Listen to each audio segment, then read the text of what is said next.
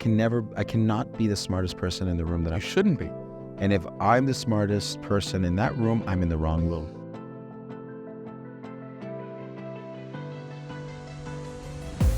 Hey everybody, welcome back to the season finale of Challenging the Fifth Level. My name is Diaz. I'm David Solomon. We're done for the season. This is the season, man. Whoa. This is why I suited up. You know, You're looking good. like Barney Stinson says, suit up. Suit up. Okay. Suit up. So, Luis, what are we talking about today? Suits. Suits. Listen, Hope not. Listen, the memo, the producer who signed his 2-week vacation told me that, we're coming here for happy hour and cocktails. That's the only reason why I came. Nobody works on the last day of class. But we're not in class. Okay, fine. What are we talking about today, David? That whole thing. You know what grinds my gears? I'll tell you what grinds my gears is business owners who decided that they're just going to hire great talent and then tell them what to do, how to do it, when to do it. They forgot to empower their people. Sounds like my buddy's wife. Tell us. No, you know what? You're absolutely right. And I live by that philosophy is like, tell me what to do or how to do it. Don't tell me both. And there is some wisdom behind that line of madness. And the reason for it is one of the things that took me a long time to discover as an entrepreneur growing very rapidly our businesses was I don't need extensions of myself. At the beginning, I would hire people who would help me do things. And I had a whole team, a glorified team of personal assistants. But at the end of the day, everything came back to me, and that was the bottleneck. I was the bottleneck. I was a problem. I was a reason why the businesses weren't growing. There you go. And that was a challenge in itself. And then I would work all day for other people. And then after hours, I would work for myself. And that was a very bad place to be in. Chaotic. Because I would work 12 to 14 hours because I would never, ever catch up. And I felt like, a hamster on a wheel. And I think that that realization came in when I realized that I can't be burning the candle on both sides. And I need people to be able to take work off my plate so that we can grow as a team rather than people just trying to do more of me. And I think that realization was a very big aha moment in my companies. Yeah, I find it hilarious. I talk to entrepreneurs said, I don't get it. I thought that they would be better. I thought that they would be good. And when we have the conversations, so we dig a little deeper, what we discover is you didn't let them be good. One of the things, I had a conversation with another consultant today, and I said to her, I don't want to talk to business owners that have the answers. Congratulations. You don't need me. You don't need anybody. You're great. You got the answers. Those are the worst kind, because when you tell me you have all the answers, you're never going to grow and you're not empower your people. You're going to micromanage, and you'll see. It's a disaster. Well, I think that, and let me intercede there for a second, because my rule of thumb in all my, businesses, it sounds like I have a billion, but I don't, but I have a couple, is I cannot be the smartest person in the room that I shouldn't be. And if I'm the smartest person in that room, I'm in the wrong room. I had a professor back at the MBA. Unfortunately, he passed away about a year or two ago. Love the guy. And he said, I bought a bunch of pharmaceutical companies. I said, okay. I go, what did you know about pharmaceutical that made you buy it? He goes, nothing. I knew they were good. There was good money to be made there. I surrounded myself with the best talent, and I went, go. In sports, and you and I love talking about soccer, but if you think about football, if you think about anybody, any owner of a team that interferes, and that's the word I'm using. Mark Cuban. No, Jerry Jones. True. Who decided that not only is he going to be the owner of the Dallas Cowboys, but he's also going to be its president and its general manager. He has his own radio show. He is the worst. He interferes. He micromanages. They can't win. And that's a lot of business owners are just like that. Mark Cuban has at least won a championship, like his teams have won, whatever. But in Jerry Jones, in the last 30 years, nobody's won because he's decided he is going to champion the Cowboys. He's going to bring the championship to Big No, he's D. bigger than the team. What? He's bigger than the team. He's bigger than the team. Now, think about it from a business owner's point of view. If you're the one who's going to be the champion, what are your people going to do? Well, let's start by all the problems that causes. One, everybody's going to wait for you to move, for them to move, so they will always be underperforming. Why would they want to move? Well, that's the other thing. Why would they have no incentive to move by themselves? When there's a failure, it's a massive structural failure, not just an individual failure that can be siloed away. And let's talk about the fact that it creates extreme low levels of loyalty to the company. You end up keeping the worst people. You know that. Well, you do, because you keep on keeping yes people and people who are going to be there doing and trying to figure out the law of the minimum effort is what I call. You know, I love when people talk to me about, like, you know, characters. There's a whole bunch of like character evaluations, like GRI, Colby, a bunch of other ones. And shout out to my friends, you know, Christina and Sonia and Laurel, who are, that's what they do. They go and they look and they evaluate teams. And they sit with the business owner and they say, let me tell you, the best teams, and I learned this some 25 odd years ago when I did personality test, my first one I did. When you are in a business, if you have a bunch of people just like you, you cannot evolve.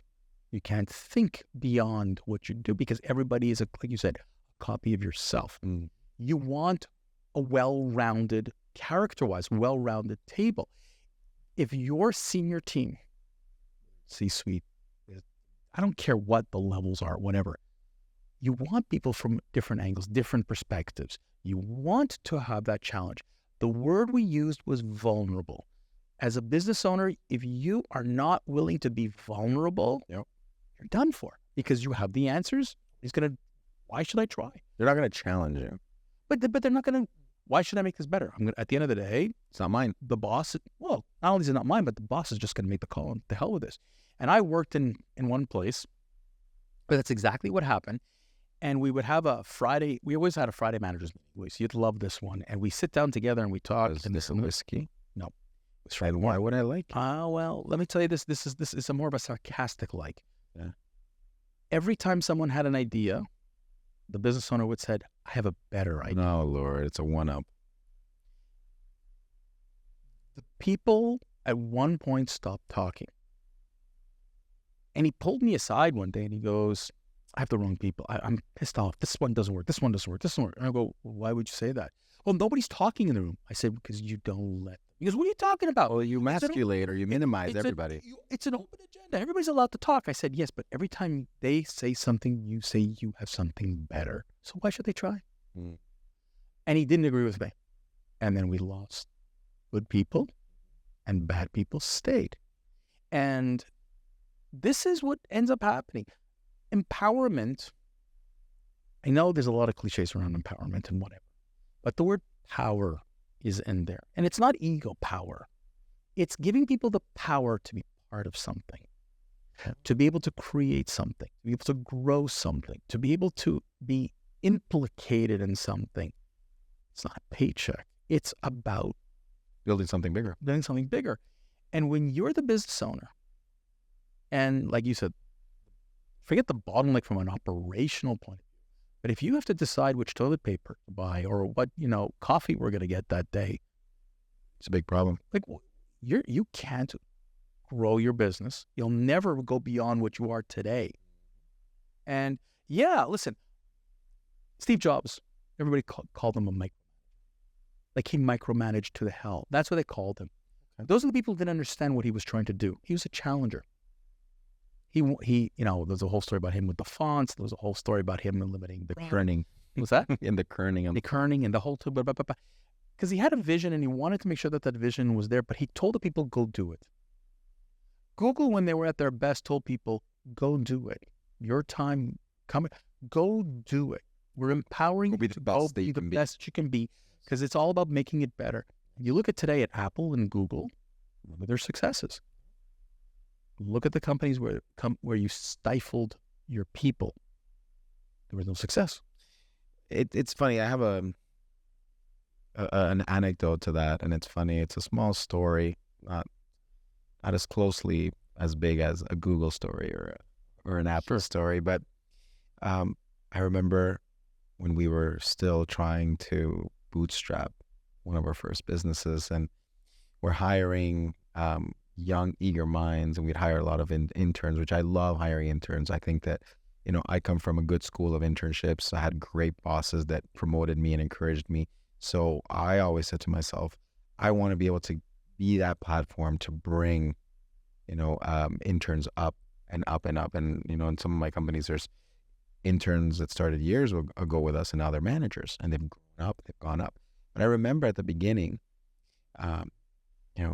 being asked the questions that bother me, they would piss me off, things that they should know the answer to, or that they should be able to find on their own. And instead they were depending on somebody else to tell them, to guide them, rather than do the effort of taking, a little bit of wind under their wings and just, So I would challenge them, and it was funny because I would just turn around and say, do I really need to answer you?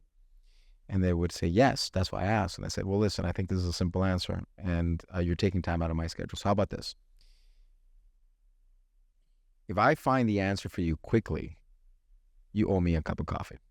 That's it, a cup of coffee. That's it. I just started. I mean, these are interns, right? So I didn't want to break the bank. I said, you owe me a cup of coffee. But if you find the answer before me, I'll buy you a cup of coffee. After, 3-4 cups of coffees that they would owe me, they would turn around and Make the effort. Stop asking me. And then they would actually be scenarios where I wouldn't know the answer, and they would actually try to reduce their debt in coffees by saying, let's bet a coffee. I was like, fine, you have 4 on bank, and, and I would make them work until they owed me nothing, until I owed them. And then I willingly bought them a nice Starbucks card, whatever. But that friendly challenge gave them the soapbox that they needed to be able to step up and feel comfortable enough to take on more and more and more, and feel confident with the decisions that they were making. Because a lot of times what it was they were coming from organizations where they were sort of, hammered with the idea of don't speak out, don't talk out of line. That's a lot of large. That's a lot in large corp. It is a lot, and it's not just that. It's also in our schools. Also in our school system, and so a lot of these kids would come from, like, for example, Europe, and a lot of the European students that would come in and they would become interns, and they would become full employees. They're very much, very much head down. Yes, boss, no boss. I'm never gonna forget this, but I was blessed to have very great bosses, but I also was, I guess, blessed as well to have very, very bad bosses, and that taught me this spectrum. Learning what to do, what not to do. Well, exactly. And I worked at, and my LinkedIn profile has, my career. But check out Luis Diaz on LinkedIn. That's the message. And I worked at I don't know what to say where I worked.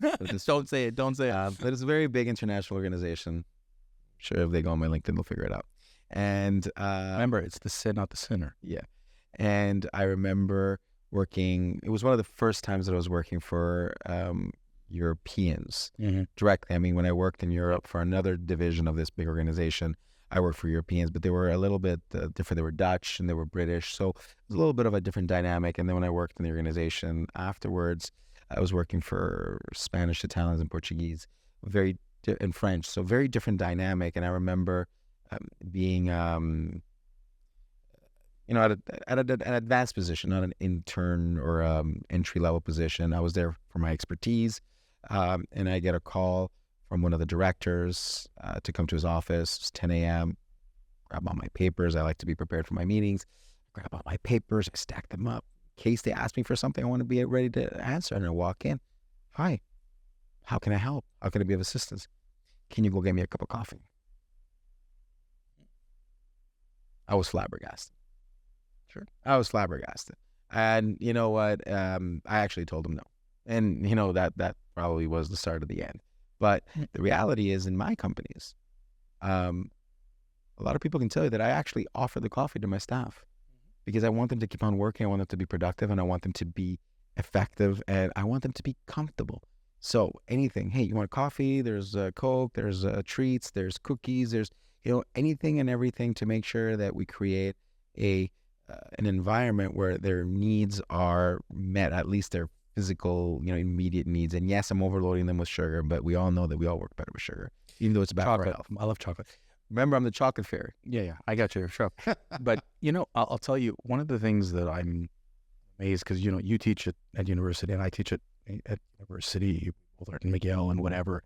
And one of the things that I tell my students, and they're all on their way out the door, they're all at their final year of their MBA, in all likelihood, that's the end of their educational careers. And what I tried to tell them was, like, the one thing that you didn't learn properly is to question. You ask questions, but you're not questioning. And there's a difference. There's a massive difference. And I am amazed by the fear. They're afraid of being down. They're afraid of embarrassment. They're afraid and they're afraid of the repercussions. They're afraid of repercussions. And I have told students, if you don't ask me a question, you're dumb. What? You're dumb? Like, don't. Like, there's no such a thing as a stupid question. I don't say that anymore that way, but I'm alluding to that. Because not asking the question, what are you leading me with? Mm-hmm. And it's not like, get an understanding. Question so that you can add something positive or something, or maybe I'm missing something.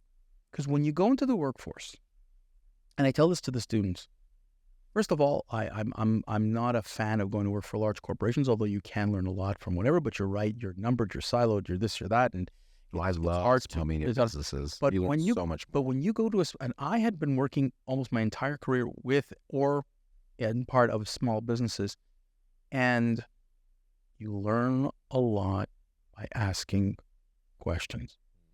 I had challenged ideas.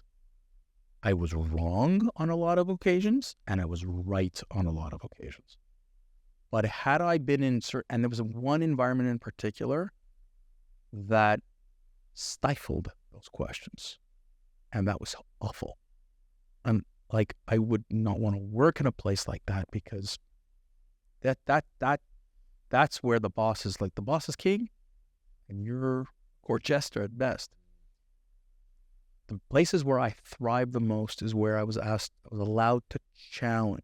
And I'll give you one example, concrete. And we've talked about all kinds of different things, whatever. I'm going to throw in this little thing, a framework called the SWOT. We've talked about this: strengths, your weaknesses, your opportunities, threats. This is a standard framework, whether you're working for a consulting firm or you look online. It's a standard framework every company should do. If you want to talk about the greatest way to empower your people, you as the business owner should let the entire team do it, or your senior team do it, and you keep your mouth shut. Yeah. You want to know how scary that is for a business owner? Well, I mean, it can be if they're trying to realize, if they're ignorant to the reality. No, there's ignorance, but there's also fear of them. Listen, you opened up a business because you had maybe a good idea, because of a variety of different things.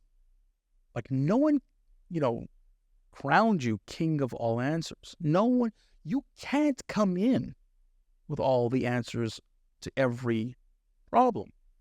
That's what you hired people. Nor you should. Are you telling me that you know every funding opportunity? Do you know that every HR problem, every operational problem, every sales problem, every marketing problem, every process problem? You can't figure it all out on your own. What I say to that is very simple. Look at a circle. Circle is a well-rounded, obviously it's a circle. It's a well-rounded structure. You cannot cover a 360 peripheral. You need people behind your back in order to cover that 360. And that's when you build your team, the team that you can depend on, the team that you can build on. And it's funny because this subject in this episode is bringing in a lot of the subjects that we talked throughout the season. The mindset, the bringing in the right team, sales, and bringing in the realities of marketing and strategy, and at the end of the day, Even having time for vacation is important. So all of this is very significant, because if you're the end all be all of your organization, well, guess what? The minute you're not there, You're dead. well, that's it. In Spanish, we have a saying, and we say, cows only get fat in front of the farmer. And that is a problem. If your cows are only getting fat in front of you, the farmer, then you are a one-man show. And the reality is you may not even need the employees at that point. No, but then you're gonna die. Well, eventually you will. You know, I'm just it's And we're going to see this a lot. And I find it funny, because we're going to see this now that there is this, you know, we're at the, let's call it, we're pretty advanced up the roller coaster mountain of seeing the existing, let's call it, generation of the baby boomers start to retire and transfer the knowledge and transfer the business to the next generation if they so want. I mean, it's funny. So, you know, I'm now currently based in Florida. You're still based in Montreal, and you know, this is how we tend to little by little conquer the world. But I still get some news articles from Montreal. You know, stay in touch with, you know, the whole hometown and whatnot. And the reality that I see there was not too long ago, Momesso Deli. correct. Oh God, yeah. Momesso Deli. So for all It's you closed. Montrealers, y'all know what Momesso Deli is. For all you everybody else out there, it's a very historic diner. It's an institution. Yeah. It was created by the Momesso family, and the brother of the owner of Momesso was Sergio Momesso, which is, you know, former Canadians. St. Louis Blue hockey, but And so he's very well known as well. You know, he's on radio as well and whatnot. And the reality was that, you know, he closed the business because he did not have anybody that he could bring in to continue the legacy. He didn't want to sell it. And there was a lot of people that wanted to buy the business. He wanted family. Yep. He was a one-man show. And as we see right now, you know, what's happening in the market, we are seeing the biggest, or we're at the beginning of seeing the biggest transfer of businesses, wealth, and knowledge that we've ever seen and witnessed. And so this is when we're going to see a lot of those one people businesses, or those businesses that aren't one people, but they really are. Now we're going to see their true colors by companies closing, fading, or you know what? If this is also your opportunity to buy a business, right? If that's what you want. However, the reality is this: it's always going to be harder to run or to sort of like run at a company that is very well structured and has a good foundation because they have a team, versus, you know, John Smith's plumber and John Smith has a bunch of sub-plumbers kind of thing, right? You know, look, and I think as we sum up this episode in their season, full season, yeah, it's a really cool thing what we've done here. What you just said at the end there was actually really poignant. It's we're gonna watch a lot of businesses fade because it's the business owner is the business, Mm-hmm. and they didn't empower their people to continue the legacy, to continue to grow it, or what have you. Some on purpose, okay, Well, that was by design. by design, and some because of their ego or obstinance or whatever you want to call it, Or ignorance, lack of knowledge. or ignorance. And I think part of the reason we're doing this podcast is, as an entrepreneur, is you're going into this business and you have visions of growth and you have visions of grandeur or whatever it is that you want, But you just don't know how to scale. We've talked about people. We've talked about processes. We've talked about a lot of things. This is it. This is the key right now to your growth. Surround yourself with smarter people. I don't mean arrogant. Knowledge and guts. And be ready to hear the word no. Be ready to hear the word, we can't do that. And here's why. And here's the solution. Not we can't do that. No, I don't want to hear that. Tell me why, and tell me what we can do to be better. And I think that organizations and business owners that actually have that culture in mind in their businesses will prosper as things grow. Look, you and I have talked about artificial intelligence. We've talked about technology. We've talked about other things. How in hell are you going to be able to manage all that on your own? We're about to hit probably one of the greatest technological changes and shifts in business thanks to AI, thanks to artificial intelligence, It's computing. internet, whatever. You could do this all on your own? Well, this is the thing.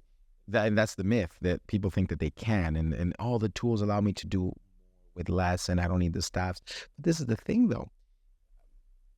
You need people around you to be able to bring in the consistency. The diversity. And I don't mean DEI people, don't get me wrong. I'm talking about the diversity of thought, the diversity of process, the diversity of thinking. Listen, I'm gonna take the leap here and say, listen, a lot of times, it's easy to talk, and a lot of times in the structures of my companies, it's very hard, and I tend to not want. Well, I obviously don't want to be the bottleneck, but sometimes it happens, and it's all about consistency, delegation, etc. Actually, our sound specialist was talking earlier about how his channel is actually growing because of consistency on Instagram and consistency on YouTube. Shout out Sly. Shout out to Sly. I mean, he got to 650,000 views in terms of traffic. That's amazing. And so the reality there is that, you can't do this on your own. You should not do it on your own. And the problem is, a lot of people out there will say, hey, I'm not alone. I got a bunch of people. You really need to ask yourself the question, are those people an extension of you? Or are you comfortable enough to show them the way, show them the path, tell them, we're in Montreal, go to Toronto, you pick your path, just get me there efficiently, financially stable, and with the best interest of the business at heart. And in conclusion, I'm going to tell you something. There's only 24 hours a day, and there's only 7 days in a week. That's all we can do. You need to sleep at least 8 You need to sleep of it, you need to eat, you need to rest, and whatever. If you're doing it all on your own, and that's all you're ever going to be able to produce as an organization, whether you're one person or 25 people. But if you create 25 people with the right power, with the right opportunities, you've now just expanded your power and your growth and this exponentially. Absolutely. And with that, let's finish up our season. Well, listen, I want to take a moment to thank everybody that's tuned in this season in order to allow us to deliver what we believe to be a very important message. The message is this, as both entrepreneurs and people who have started businesses and manage businesses and keep on trying to grow our businesses, it gets lonely out there. It's a very lonely world to be in the C-suite.